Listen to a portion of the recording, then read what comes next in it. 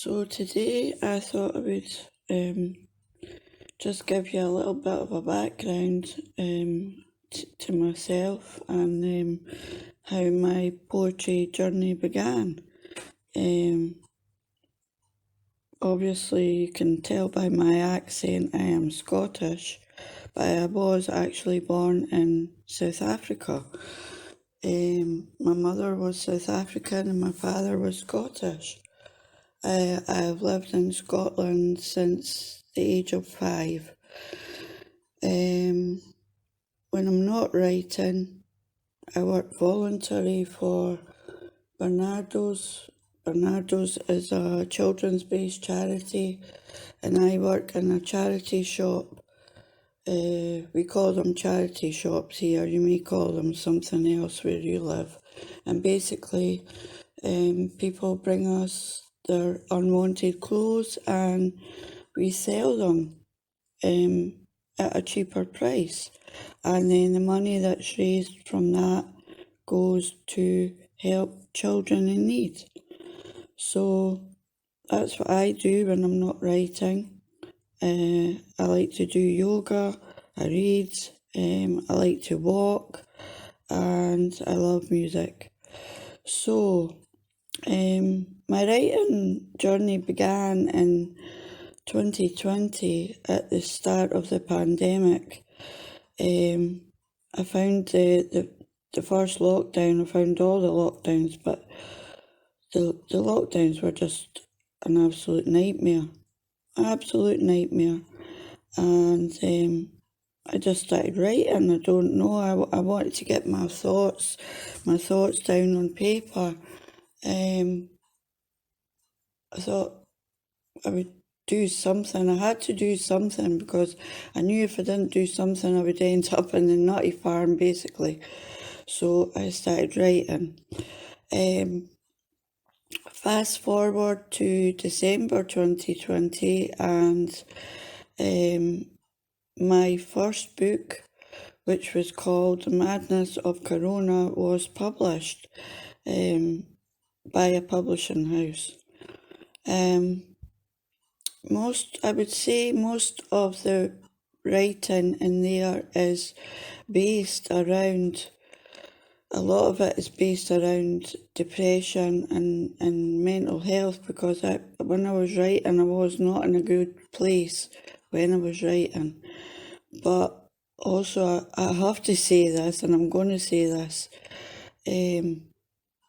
as happy as I was seeing my book and my name on a product page on Amazon, I was embarrassed. I wasn't embarrassed about the poems that I wrote about mental health. You should never be embarrassed by mental health or mental health problems. But some of the other ones, I just thought, really, did I write that? But anyway, I did write that, and I did write it. So that was my first book.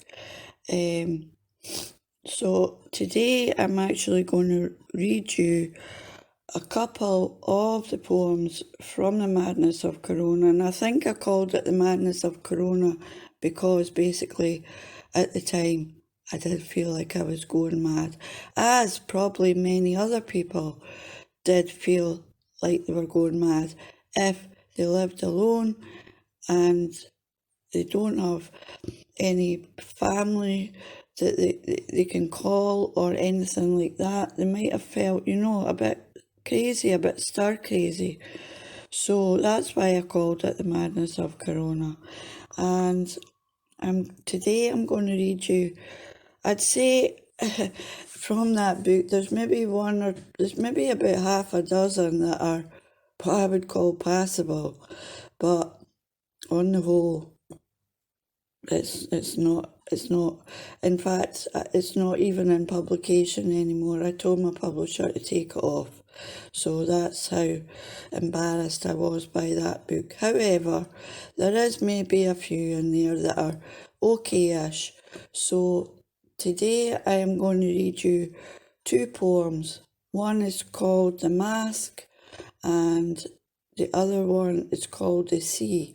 So The Mask is basically it refers to if you suffer from depression, and there is still a huge big stigma attached to depression or any kind of mental health problem.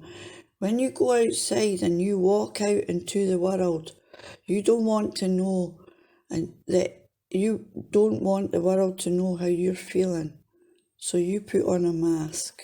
And I'm sure that a lot of you listening out there can relate to this poem because it is what you do.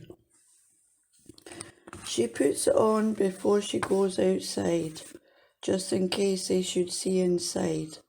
The darkness, the heart, the years ripped and scarred with dirt. No one knows and no one cares.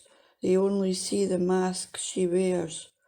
She tries and tries, but can't forget all the angry words and threats, buried deep within, and the pain that never seems to dim. So she smiles, wears a mask, and hopes that no one ever asks. So that was called The Mask. And this poem is called The Sea. And this poem is actually written, I was thinking about my father when I wrote this poem. I am lucky enough to live beside the sea, and my father was in the Merchant Navy, and I think I was just down sitting by the sea and thinking about my father when I wrote this. So this is called The Sea. I think of you and I smile as I sit here for a while, enjoying the view of the sea and its constant ebb and flow. Just like life and the seasons, I wish you were here but you're not. I sure do miss you a lot. Your advice and humour. The sea air lingers on my skin. I miss you, my kith and kin. So that is a little bit of a bio on myself and how my writing journey began. In my next audio, I will continue my journey. Thank you for listening. Peace out.